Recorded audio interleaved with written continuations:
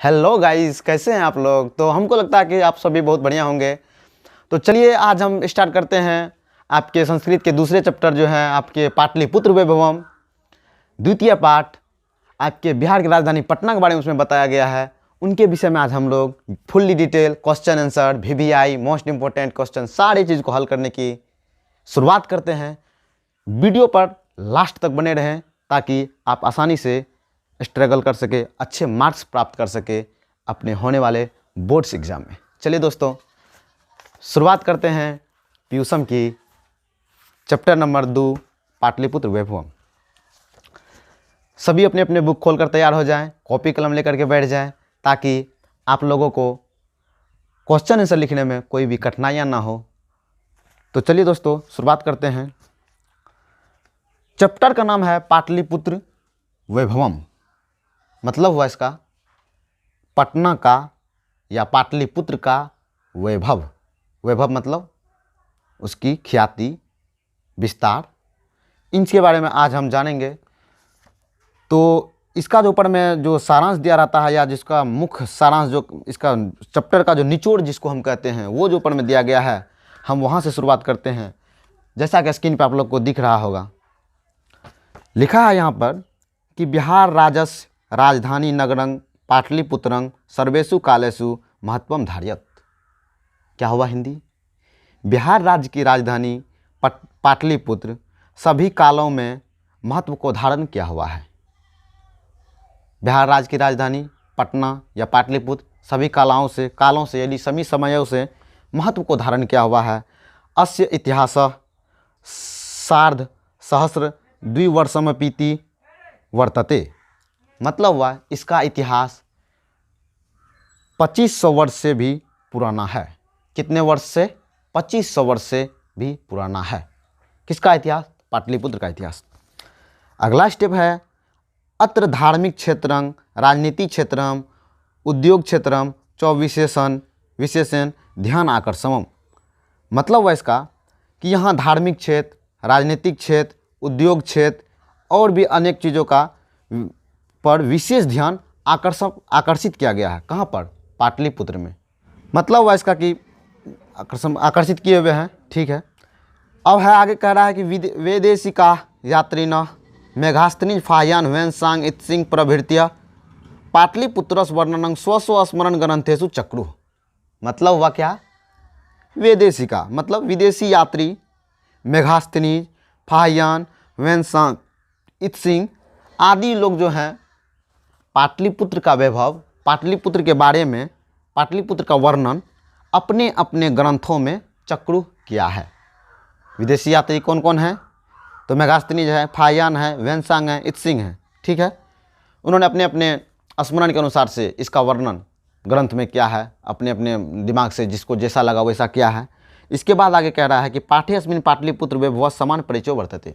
इस पाठ में मतलब पाटलिपुत्र वैभवम पाठ में, पाटलिपुत्र वैभवम पाठ में पटना का समान परिचय दिया गया है आपके ज्ञान के लिए, आपके नॉलेज के लिए। तो क्या है, इतना चीज़ को पढ़ने के बाद जो यहाँ पे क्वेश्चन बनता है, जो बिहार बोर्ड में क्वेश्चन पूछा जा सकता है, उस क्वेश्चन को हम डिनोट करवाते हैं। कि जैसे कि इसमें पहला जो क्वेश्चन बनेगा, पहला क्या हुआ कि इसका इतिहास कितना वर्ष पुराना है। पहले तो मैंने ये बताया कि इसका इतिहास सभी कलाओं में यह महत्व को धारण किया हुआ है। इसका जो क्वेश्चन बनेगा तो इसमें क्वेश्चन क्या बन रहा है, मैंने क्या बताया, पटना का इतिहास कितना वर्ष पुराना है, तो 2500 वर्ष से भी अधिक पुराना है। तो एक नंबर जो क्वेश्चन बनेगा वीवीआई क्वेश्चन, वो आप लोग नोट करें, लिखे पटना का इतिहास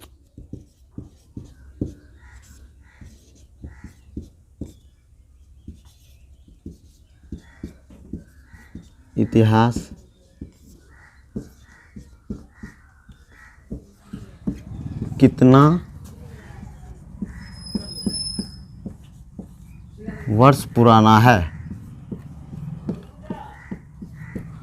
पटना का इतिहास कितना वर्ष पुराना है। तो इसका हो जाएगा कितना वर्ष? करेक्ट, 2500 वर्ष। सही बोला आपने, 2500 वर्ष। एक नंबर क्वेश्चन बना। दूसरा में क्या कह रहा है यहाँ पे? दूसरा कह रहा है कि विदेशी यात्री जो हैं कौन कौन से, अब इसमें से क्वेश्चन जो आएगा, इसमें से क्या क्वेश्चन पूछा जाएगा, कुछ विदेशी यात्री का नाम बताएं जिन्होंने अपने अपने दिमाग से, अपने अपने सोच के अनुसार से पटना का वर्णन किया है। तो कुछ विदेशी यात्री का नाम पूछेगा। अब जैसे सब्जेक्टिव में ये क्वेश्चन पूछ दिया तो दूसरा नंबर क्वेश्चन क्या हो जाएगा, कुछ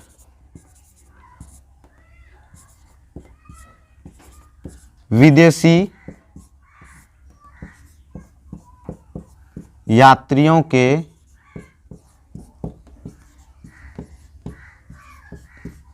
नाम बतावें। अब कुछ विदेशी यात्रियों का नाम जो पूछ रहा है यहाँ पे, अगर इस टाइप ये क्वेश्चन पूछता है तो करेक्ट है कि आपका पाटलिपुत्र वैभवम से ही संस्कृत में इस टाइप का क्वेश्चन पूछा गया है। तो इसका आंसर क्या हो जाएगा, इसका आंसर हो जाएगा आपको मेघास्तनीज।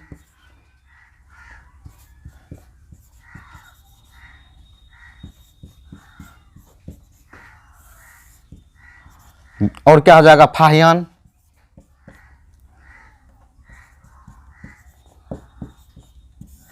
तीसरा क्या हो जाएगा, वेंत्सांग।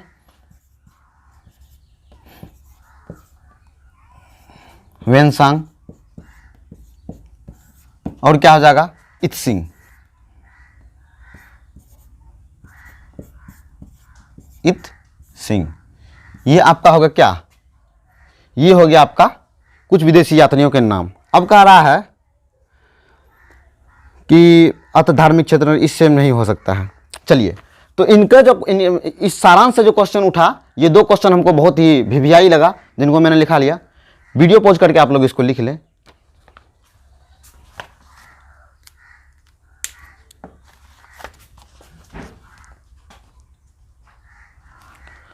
अब हम चलते हैं बुक के पाठों पर। अब यहाँ पे लिखा हुआ है, पेज को देखें क्या लिखा हुआ है, प्राचीनेषु भारतीयेषु नगरेष्वन्यतम पाटलिपुत्र अनुगमगम वसी द्विचित्रंग महानगरम बभुवा। मतलब हुआ प्राचीन भारतीयों में पटना नगर जो है, प्राचीन भारतीयों में गंगा के किनारे पाटलिपुत्र नामक एक नगर क्या था, बभुवा, बसा हुआ था। किसके किनारे, तो गंगा के किनारे। दूसरा में लिखा हुआ है तद्विषीय दामोदर गुप्तो नाम कवि कुटनीम ताख्य काव्य कथयति। मतलब कह रहा है इसका, दामोदर गुप्त नाम के कवि जो हैं उसके विषय में कुछ कहे हैं, किसमें, तो कुटनीम तरनी काव्य में। इसका हिंदी हुआ कि दामोदर गुप्त नामक कवि हैं जो कि अपने कुटनीम तरनी काव्य में इसका वर्णन किए हैं। किसका, पटना का वर्णन किए हैं। क्या वर्णन किए हैं, उनका कहना है कि अस्ति महितिलकम सरस्वती कुलगृहम महानगरम नामना पाटलिपुत्रम परिभूत पुरंदर स्थानम। मतलब हुआ अस्ति है महातिलकम, महातिलक, सरस्वती कुलगिरी महानगर, मतलब कि सरस्वती का कुलगिरी महानगर बसा हुआ है पाटलिपुत्र। पाटलिपुत्र जो है सरस्वती का कुलगिरी है। कुलगिरी मतलब उसका वंश है, किसका, सरस्वती का, कौन, पटना। और यह बसा हुआ है, यह महानगर बसा हुआ है जो कि परिभूत पुरंदर स्थानम, मतलब स्वर्ग के समान है। किसका कहना है, तो आपका ये कहना है दामोदर गुप्त का। उसका कौन सा काव्य है, तो कुटनीम तरनी काव्य है। ठीक है, इसमें जो क्वेश्चन बन रहा है आपका, इसमें क्वेश्चन बन रहा है आपका, इसमें क्या क्वेश्चन बन रहा है, अब पूछेगा दामोदर गुप्त की रचना है, उसमें ऑप्शन दे देगा, आपको दे देगा जैसे कि कुटनीम तरनी दे दिया, काव्य मीमांसा दे दिया, इसके बाद जो है पिंगल दे दिया, कुछ भी दे देगा और सारा ऑप्शन दे देगा। तो उसमें आपको टिक करने वाला रहेगा। तो क्वेश्चन जो तीसरा नंबर क्वेश्चन जो बन रहा, क्या बन रहा है कि दामोदर गुप्त की रचना है,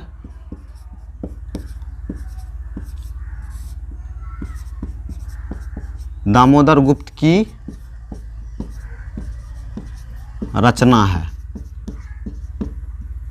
दामोदर गुप्त की रचना है, इसका दे देगा। अब इसका आंसर ऑप्शन रहेगा, तो इसमें आंसर कैसे देना है, तो उसका रचना क्या है, कुटनीम तरनी है।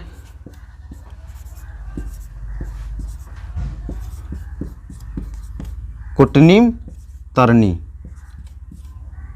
कुटनीम तरनी उसका काव्य का नाम है जो दामोदर गुप्त जी रचना की हैं। और क्या है, सरस्वती का कुलगिरी कौन है, सरस्वती का कुलगिरी किसको कहा गया है, चौथा नंबर क्वेश्चन बनेगा सरस्वती का कुलगिरी। कुल मतलब वंशज, गिरी मतलब घर, मतलब उसके वंशज का घर किसे कहा गया है? कुलगिरी।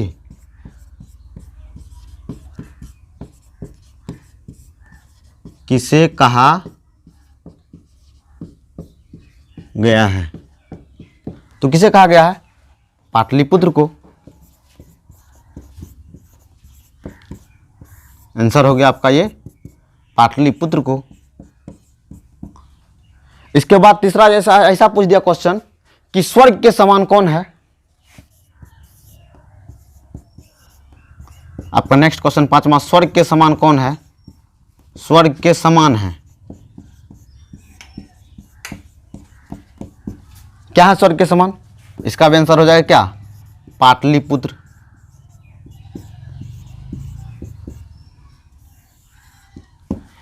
स्टूडेंट इसको वीडियो पॉज करके इसको लिख लें।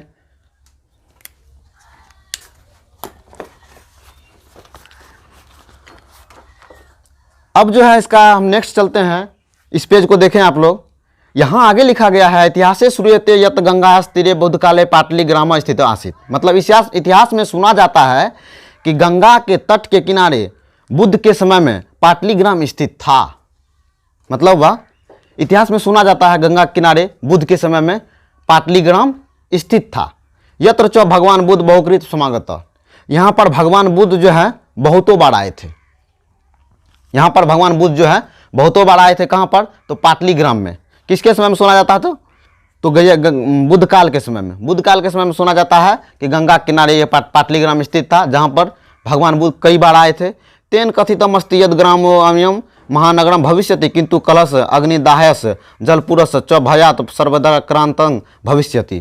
मतलब हुआ कि भगवान बुद्ध जो आए थे तो उन्होंने उस महानगर के बारे में बोले थे। क्या बोले थे?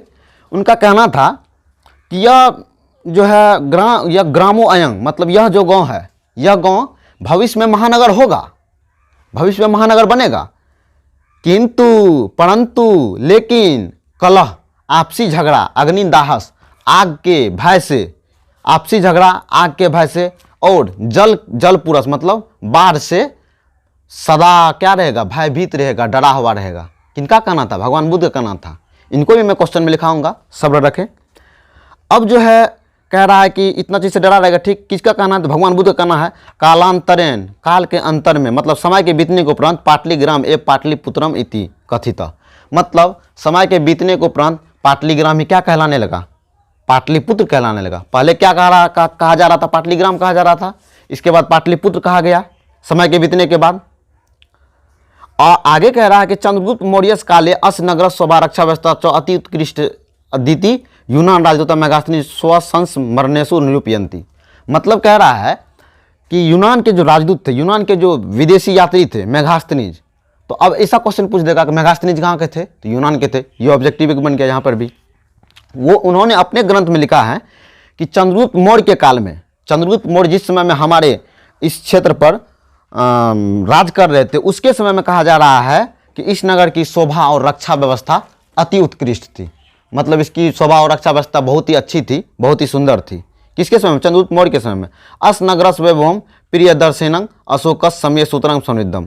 इस नगर का वैभव जो है और भी प्रिय दर्शन लगता था। किसके समय में? अशोकस समय सूत्रम समृद्धम। अशोक के समय में इसका और भी प्रिय लग रहा था ये पाटलिपुत्र। आगे कह रहा है, चलिए यहाँ तक का मैं पहले आपको क्वेश्चन लिखाता हूँ। यहाँ तक में जो क्वेश्चन बन रहा है आपका, यहाँ पे क्या बन रहा है? तो अब क्या कह रहा है कि बुद्ध काल में, अब देखिए दोस्तों, कह रहा है कि बुद्ध काल में गंगा किनारे पाटली ग्राम स्थित था। तो यहाँ एक क्वेश्चन बन रहा है। क्वेश्चन क्या बन रहा है? बुद्ध काल में पाटली ग्राम, यहाँ क्वेश्चन ऐसे बन जाएगा, बुद्ध काल में पटना किस नाम से जाना जाता था? किस नाम से जाना जाता था? यह क्वेश्चन आपको पूछा जाता है। बुद्ध काल के समय में पटना किस नाम से जाना जाता था? तो जो अभी पटना कहा जा रहा है वो बुद्ध काल के समय में पाटलीग्राम के नाम से जाना जाता था।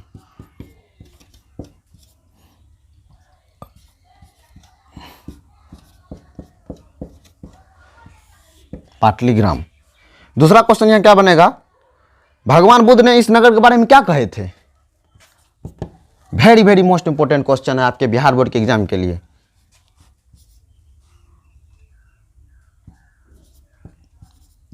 बुद्ध या बुद्ध, भगवान बुद्ध, बुद्ध का कहने का मतलब है भगवान बुद्ध पटना के विषय में, पटना के विषय में मतलब बारे में क्या बोले थे?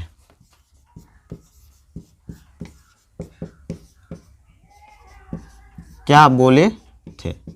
तो क्या बोले थे? क्या बोले थे? बोले थे यह नगर मतलब अयं नगरम भविष्यसि महानगरस किंतु अग्निदायस, मतलब यहाँ संस्कृत में लिखा हुआ है, इसको हिंदी में, क्योंकि बिहार बोर्ड आपके हिंदी में क्वेश्चन पूछते हैं तो मैं हिंदी में ही लिखाता हूँ, इसलिए उन्होंने कहा था कि यह नगर,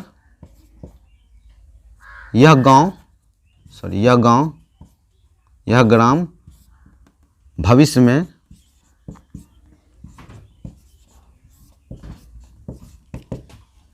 महानगर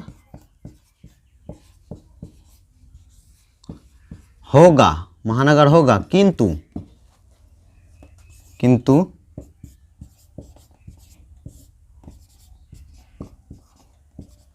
आपसी कलह,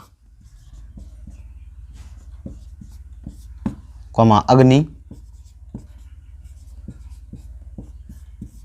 एवं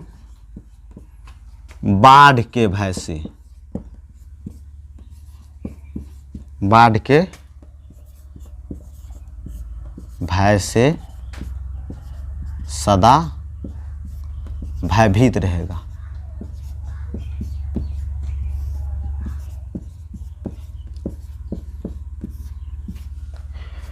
तो बुद्ध ने ये कहा था। इसको आप लोग वीडियो को पॉज करके लिख ले इतना को, इसके बाद हम नेक्स्ट लिखाते हैं।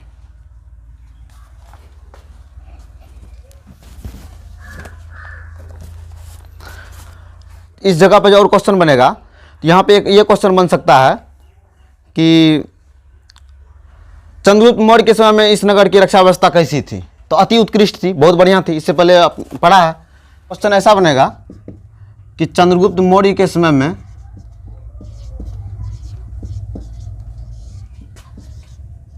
चंद्रगुप्त मौर्य के समय में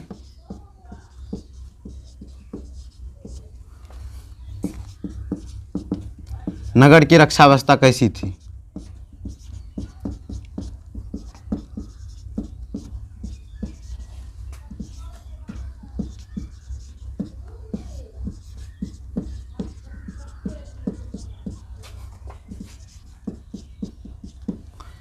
तो चंद्रगुप्त मौर्य के समय नगर की रक्षा व्यवस्था कैसी थी? तो आंसर क्या हो जाएगा?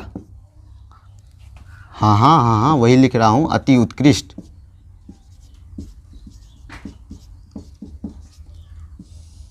अति उत्कृष्ट, ये आंसर हो गया। और जो क्वेश्चन बनेगा, चलिए आपका जो भी वीवीआई क्वेश्चन होना चाहिए था वो मैंने इसमें से करवा दिया। और कालांतर, यहाँ ऐसा क्वेश्चन आ जाएगा कि कालांतर समय के उपरांत ही कौन पाटलिपुत्र कहलाने लगा? तो पाटलीग्राम ही पाटलिपुत्र कहलाने लगा। उसको मैं बढ़िया से समझाऊंगा आगे कि कैसे कैसे उसका नाम का अंतर हुआ, पुष्पपुर आया, कुसुमपुर आया, इसके बाद कैसे उसका पुष्पपुर नाम पड़ा है, इन सारे के बारे में भी आगे आ रही है, उसकी बात, उसकी चर्चा भी हो रही है। इसको आप लोग नोट कर लें। अब यहाँ पेज पर देखें कि क्या लिखा हुआ नेक्स्ट संज्ञा में। बहुकालं पाटलिपुत्रस प्राचीना सारस्वती परंपरा प्रावर्तत इति राजशेखर स्वकामीमांसा नाम के कवि शिक्षा प्रमुख ग्रंथेषु साधारण स्मरयति। मतलब कहा गया है कि एक कवि हैं जिसका नाम राजशेखर है, उन्होंने अपने ग्रंथ मतलब अपने काव्य मीमांसा नामक कवि शिक्षा प्रमुख ग्रंथ में, उनका कवि शिक्षा प्रमुख ग्रंथ एक है जिसका नाम है काव्य मीमांसा, उसमें लिखा है कि पाटलिपुत्र का जो है ना, पाटलिपुत्र का वैभव जो है प्राचीन काल से लेकर अब तक जो है ना, मतलब एक सिद्ध में चली आ रही है। और उसका वैभव सारस्वती परंपरा चली आ रही, बहुकाल मतलब बहुत दिनों से चली आ रही है। उन्होंने उस काव्य मीमांसा नामक का जो एक पद यहाँ पे दिया गया है, जो दिख रहा होगा आपको मोटे अक्षर में, अत्रो उपवर्ष वर्षावी पाणिनि पिंगलावी व्यंगी वररुचि पतंजलि ई परीक्षिता ख्यातिम पूज्यगमु। मतलब हुआ इसका हिंदी हुआ कि यहाँ से जो है ना पाणिनि पिंगल वररुचि पतंजलि आदि लोग जो है यहाँ पर अध्ययन करके, कहाँ पर, पाटलिपुत्र में अध्ययन करके अपने दैनिक जीवन में होने वाली जो भी परीक्षाएं हैं, परीक्षिता मतलब जो भी उनके संकल्पनाएं हैं उनको पा करके उन्होंने अपने देश विदेश में अपनी ख्याति को प्राप्त किया है। कहाँ से अध्ययन करके? तो आपके पाटलिपुत्र से, यानी कि पटना से अध्ययन करके। कौन सा? तो पाणिनि पिंगल व्यंगी वररुचि आदि लोग हैं। ठीक है, अब यहाँ जो क्वेश्चन बन रहा है, यहाँ पे एक क्वेश्चन बन रहा है बहुत ही इंपॉर्टेंट क्वेश्चन कि काव्य मीमांसा किसकी रचना है। यहाँ क्वेश्चन बन रहा है काव्य मीमांसा किसकी रचना है। देख सकते हैं, जिनको ये समझ में आ गया उनको कोई दिक्कत नहीं होगी।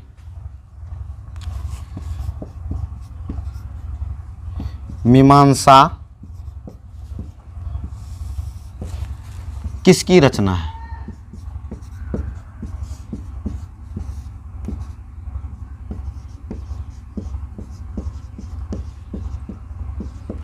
ये है राजशेखर की,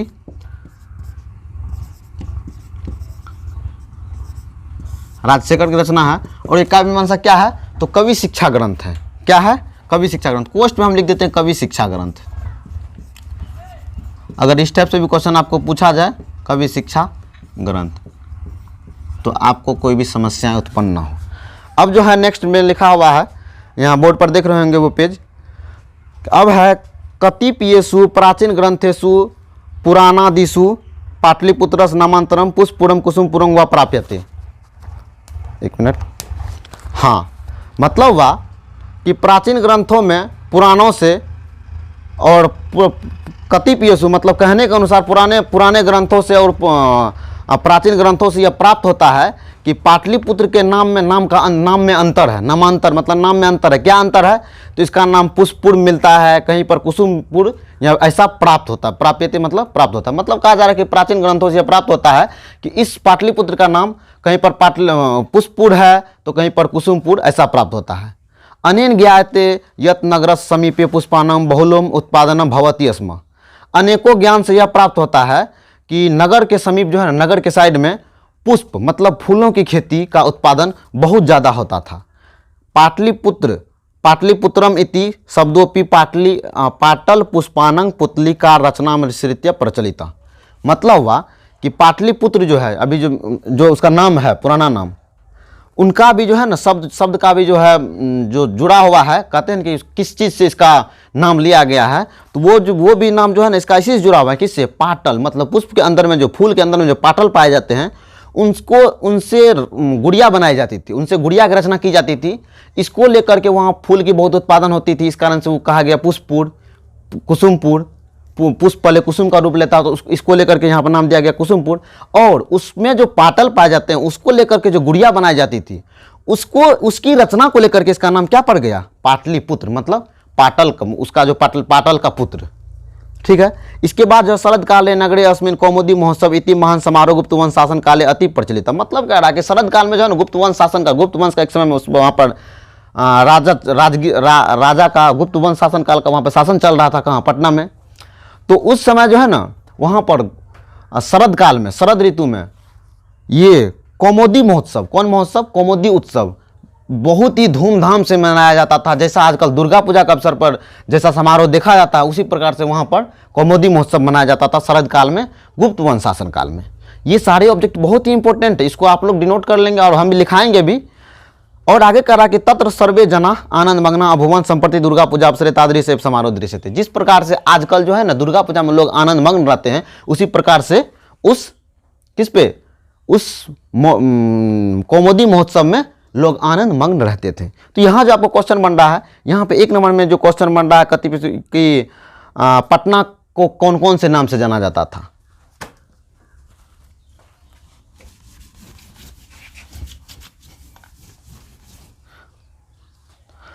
तो चलिए अब यहाँ जो क्वेश्चन बन रहा है, यहाँ क्या क्वेश्चन बन रहा है यहाँ जो क्वेश्चन बहुत ही इंपॉर्टेंट क्वेश्चन है दोस्तों, जो कि सब्जेक्टिव में, ऐसा क्वेश्चन आपको 2 नंबर का सब्जेक्टिव क्वेश्चन में डाला जाएगा कि पटना को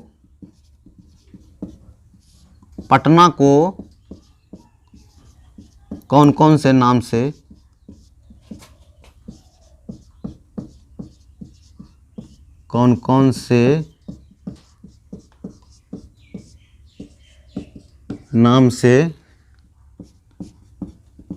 जाना जाता था।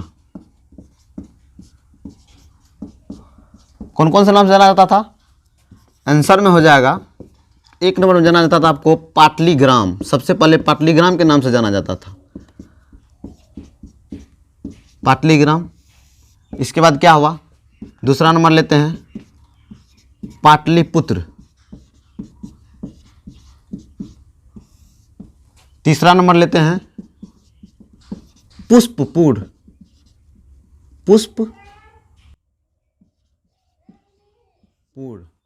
और चौथा नंबर में क्या है? कुसुमपुर।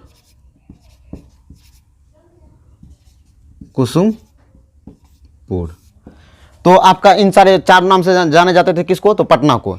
इसके बाद नेक्स्ट क्वेश्चन क्या बन रहा है? नेक्स्ट क्वेश्चन बन रहा है कि कौमुदी महोत्सव किस ऋतु में मनाया जाता था?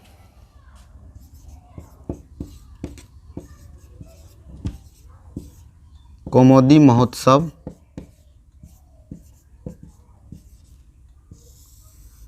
कौमुदी महोत्सव का संधि विच्छेद जैसे कौमुदी महाजोर उत्सव। कौमुदी महाजोर उत्सव मतलब कौमुदी एक बहुत बड़ा उत्सव जो है किस ऋतु में मनाया जाता था?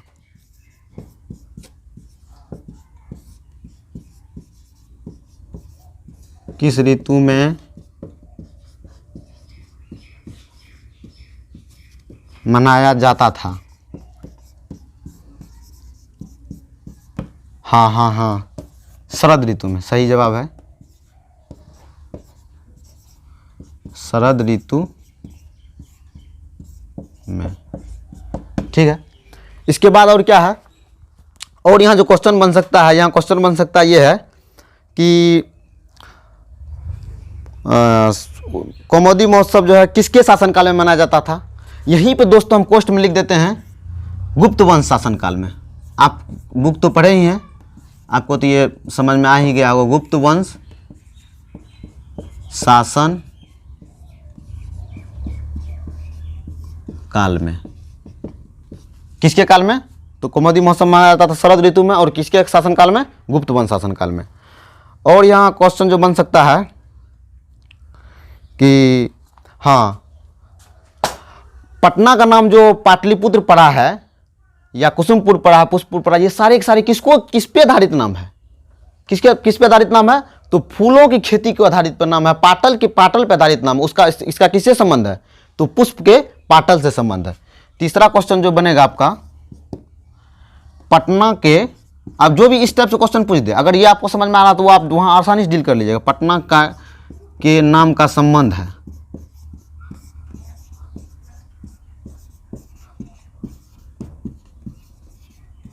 नाम का संबंध है, किससे संबंध है? पुष्प के पाटल से संबंध है, पुष्प से है। सबसे 1 नंबर में तो पुष्प से है, तथा पुष्प के पाटल से है, पाटल रचना से है। इसका संबंध इन सब से है। और इस स्टेंजा में आपका ये सारा इसका क्वेश्चन हो गया।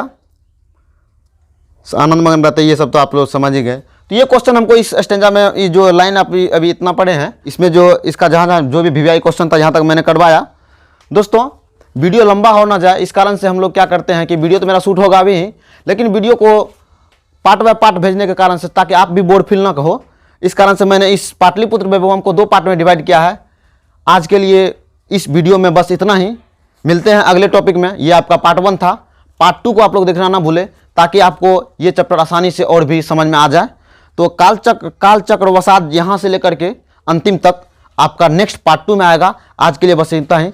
मिलते हैं अगले वीडियो में। तब तक के लिए नमस्कार, सेफ रहिए। तब तक के लिए जय हिंद, जय भारत।